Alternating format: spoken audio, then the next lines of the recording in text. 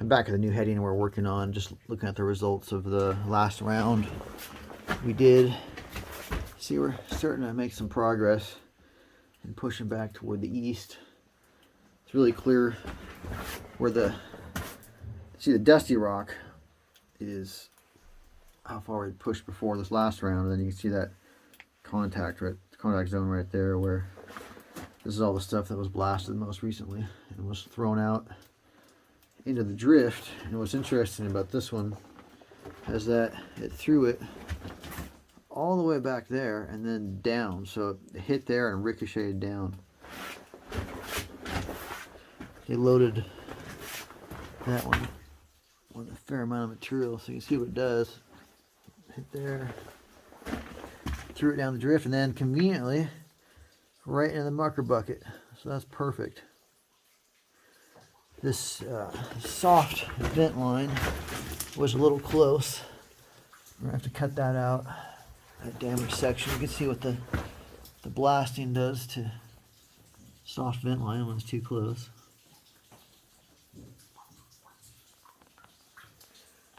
So this is the pattern. We're just blasting, as you can see, mucking it out, and repeating. That's what we'll be doing for at least the next couple of weeks.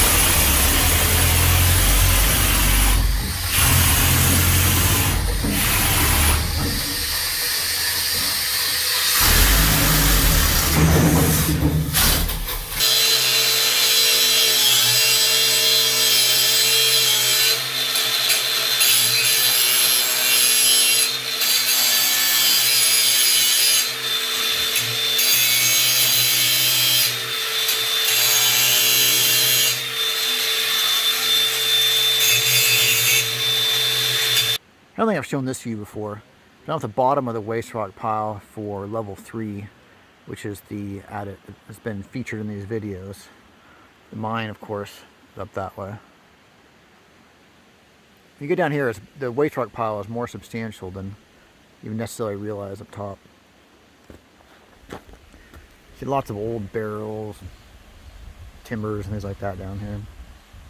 The mine is up the hill there, and I've said a couple times I'd come down and show you the mill, or the remains of the mill. That's what I'm doing now. You can see these huge cyanide tanks here, which is probably hard for you to get scale on, but that's my friend right there. And you can see how tall he is compared to the tank. So they're big tanks. It's hard to get around down here though, so I'll turn the camera off again and work down a bit farther, show you some more.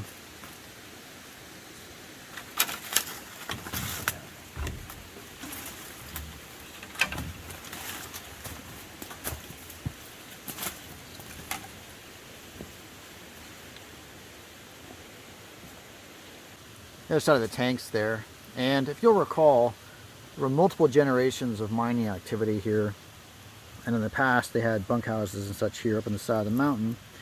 And I think this is evidence from one of them. You see some old china there. If you look on the other side, the stamp right there, the Bailey Walker Verified China. Is that coming into focus for you guys? Hopefully it is. If not, it says the Bailey Walker Verified China. So that's pretty old, I would imagine.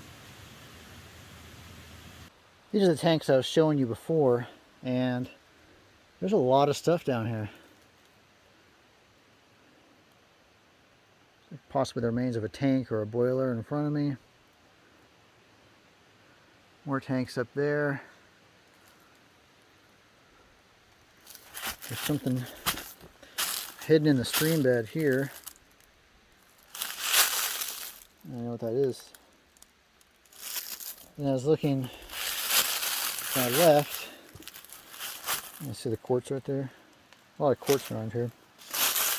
Lots of wood scraps here, but there's another big tank down there. See that? It's a tank as well. So, like I said, there's a lot here. Take another look at that thing embedded in the stream bed, and it says dick rope. So, your guess is as good as mine on what that is. Well, I thought that those tanks were big, but take a look at these tanks. They're 3 or 4 times as big. A pretty significant operation. There's a 50-gallon barrel right there to give you a sense of how big these are. There's this one in front of me, another one there, another one there. That's pretty incredible. I'm just looking around. There's boards hidden here and there. There's a section of rail right there. A barrel right there. There's stuff hidden all through here. There's more rail and boards over there. I just noticed a pipe right there. So yeah, there's stuff all through here. I'm just amazed. That's probably 30 feet across right here. I climbed up inside the tank for another perspective. And I think this is pretty cool. What's interesting is there's still some quartz in the sides. See what I mean? Pretty impressive. And then I can't get high enough to see what's on the other side here, but I'll stick the camera up and look. So I don't know what you're seeing right now, but hopefully it's interesting. And again, there's more stuff up that way. Well, that was a very short summer we had up here. The weather is already turning, as you can see. It's supposed to start raining in a few hours.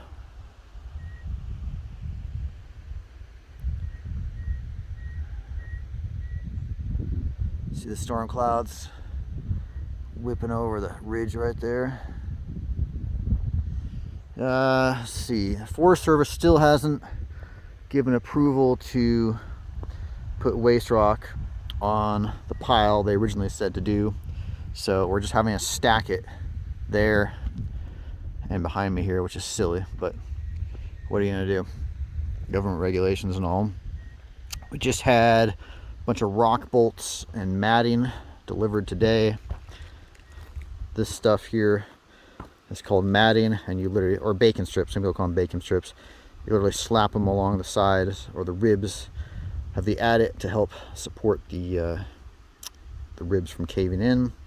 Rock bolts, you drive them in just like you would a bolt, help stabilize the rock on the ground. And then the fencing here, this stuff, you just cover the ribs or the back with, and it helps prevent rocks from falling on you or ground fall or things like that. So the ground, especially with all the blasting going on, that's already sketchy ground to begin with, and with all the blasting going on, there's a lot of cracks and fissures and things like that opening up and more ground fall and such. So we're gonna make it safer by throwing this stuff up. Meanwhile, end of the shift, so everybody's headed home, and Timing's perfect because we'll get down the mountain before it starts raining. Beautiful sunrise here at the mine. One of the perks of working out in the forests. See the fog in the valley down below.